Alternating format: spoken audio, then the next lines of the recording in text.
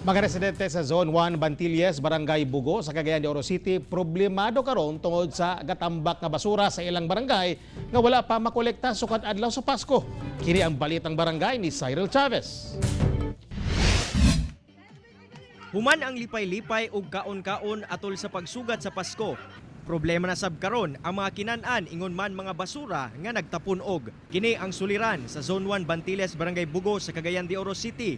Human nga wala pa nakolekta sa City Local Environment and Natural Resources kon Clenro ang basura sa kadalanan. Hipos gina, may hipos gina di ba mabalhin gina glain butanganan kanang nagibutanganan na kanang kompos gid ba kanang mapuli-puli ni kuha bitaw. Plaster gyud. Oo. Gawas sa baho kini, nabutang duol sa kanal ang tambakanan sa basura. Mao na ang uban nahulog sa kanal nga moresulta sa pagbara sa kanal matag muulan. Mga hulog na dia.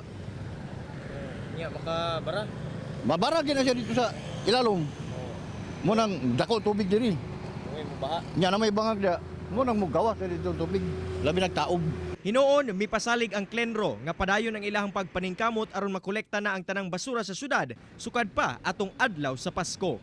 Ang basilog diha siguro dapita mao nang karong adlaw to balikan to siya kay mao lagi naman tayo monitoring sa online monitoring sa atong mga koleksyon so karon to balikan to karon. Kauban si James Yap sa kamera, ako si Cyril Chavez para sa One Mindanao.